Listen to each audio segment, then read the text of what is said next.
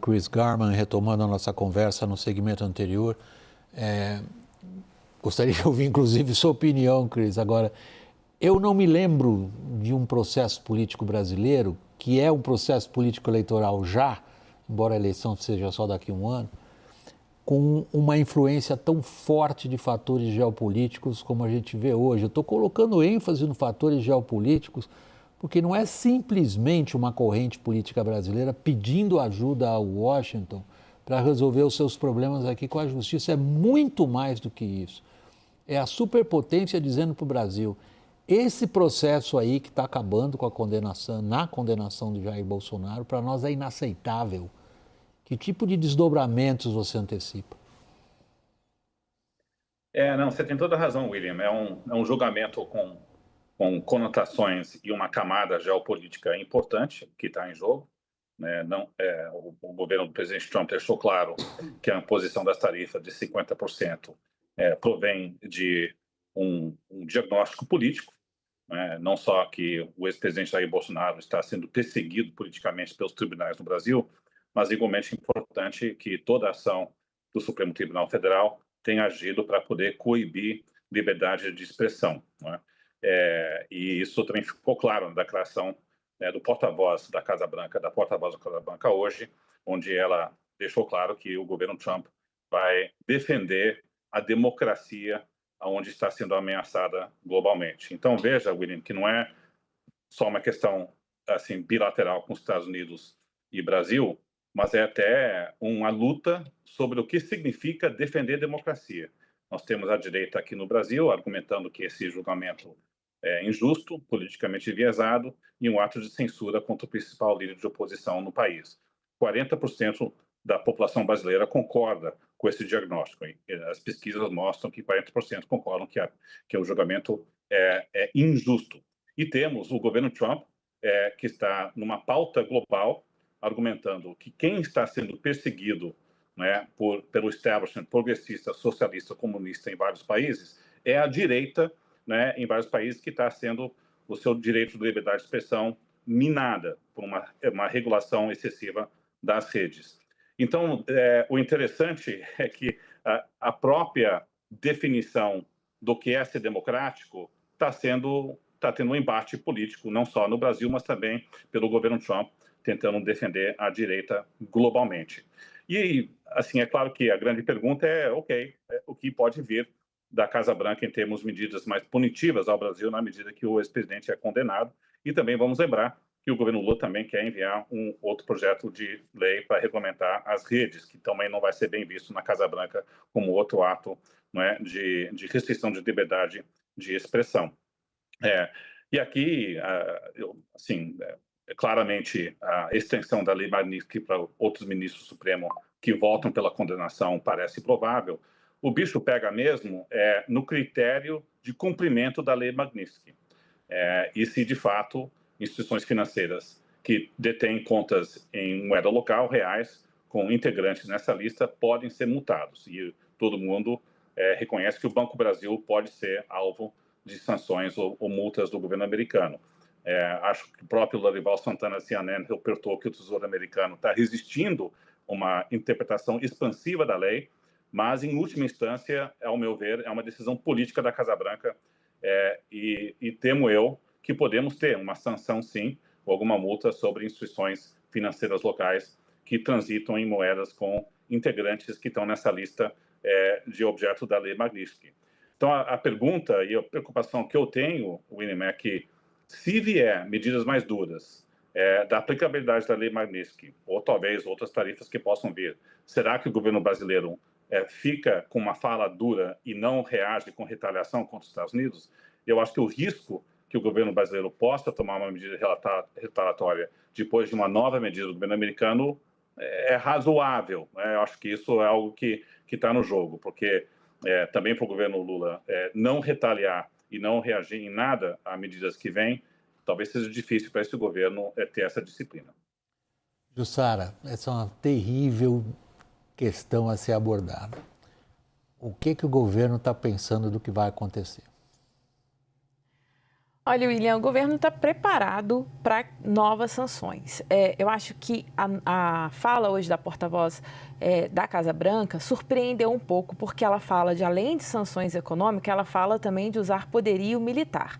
E não foi à toa que o Itamaraty reagiu a essa fala especificamente.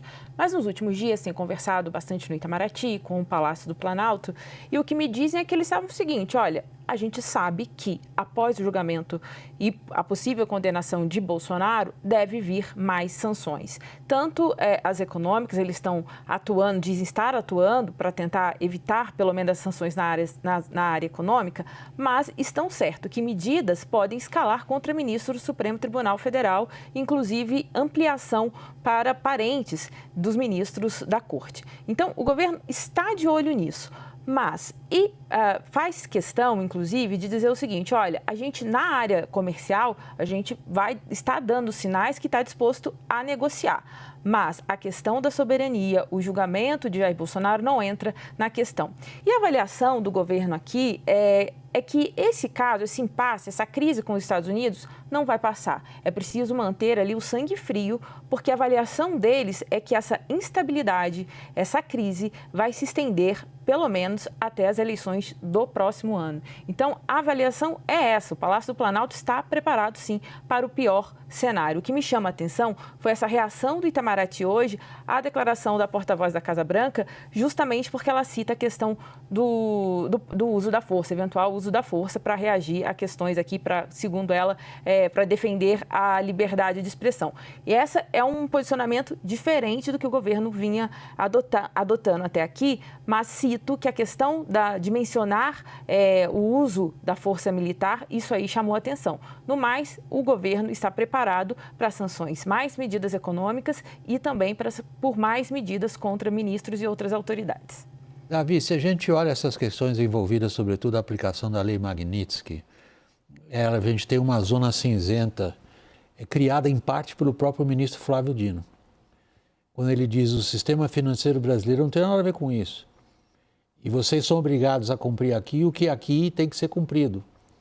Os americanos disseram ao Flávio Dino: olha, não é com vocês. Vocês querem fazer negócio nos Estados Unidos? Vocês respeitem as leis de lá.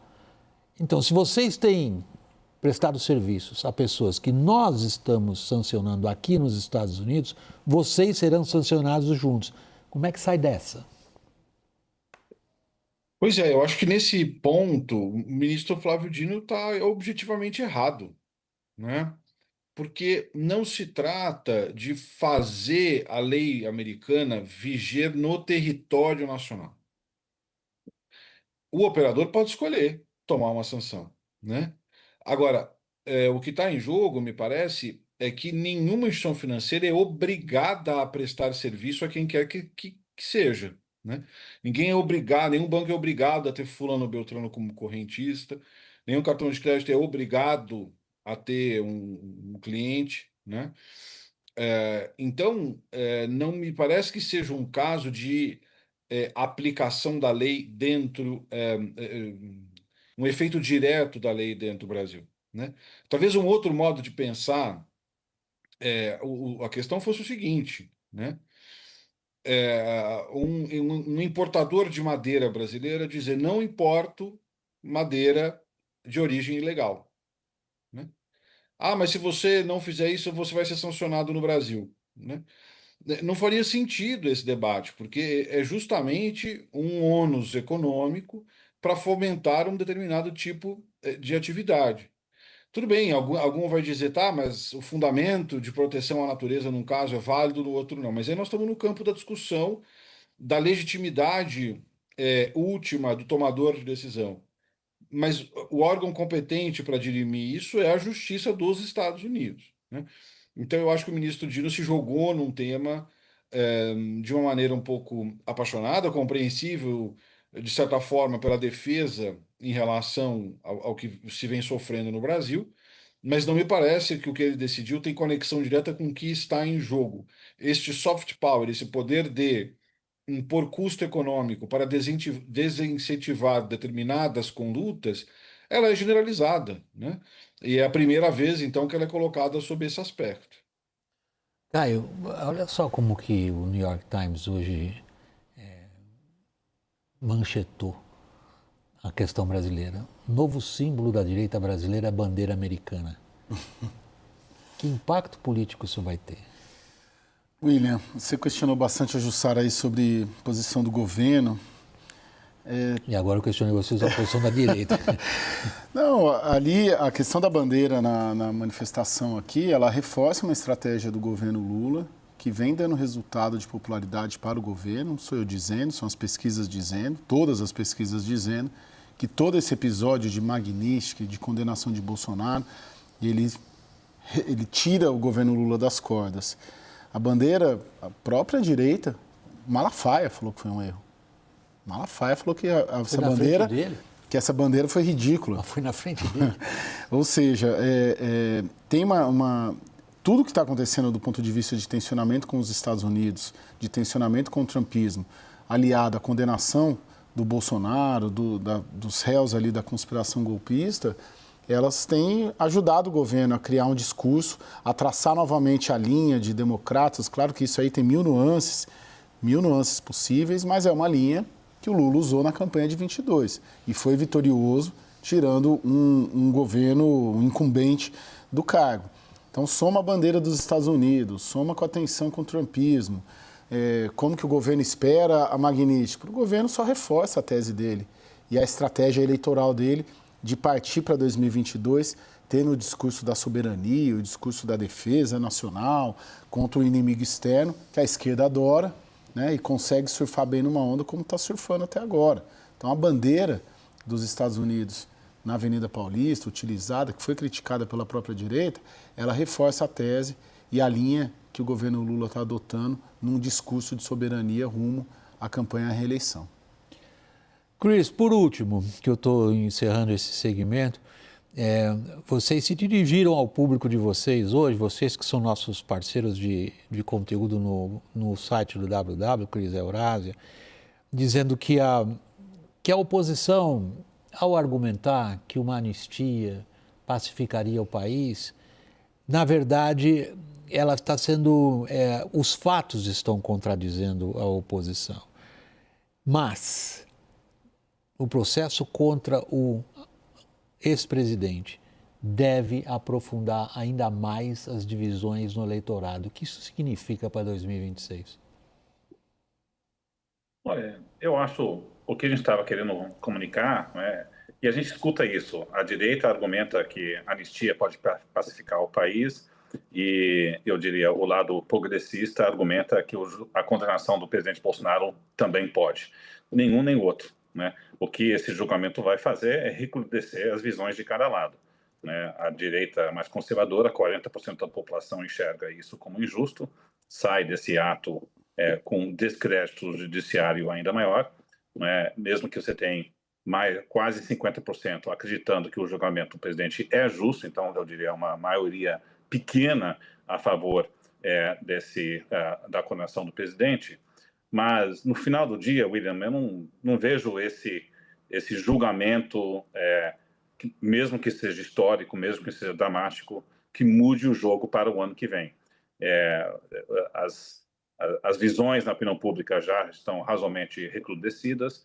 Não acho que vai ser esse o tema que vai pautar o voto para o ano que vem. A gente olha pesquisas e esse eleitor de centro, né, que é os 10, 15% da população que vai definir o resultado eleitoral, eles estão muito mais preocupados com o custo de vida, né, a renda, segurança, temas do cotidiano. Eu acho que esses vão ser os temas que vão ditar e pautar o resultado no ano que vem. Então, eu acho que é claro que o julgamento em si é importante porque pode influenciar quem o Bolsonaro venha escolher como seu candidato. Então, por isso que foi muito importante para o Tarcísio empurrar e defender a anistia no Congresso, mesmo se não vai adiante, né? Porque ele precisa, né, mostrar esse credencial para o seu ex-presidente. Né? Mas se ele for escolhido, novamente, eu acho que a disputa vai ser pautada por outros temas, não por esse.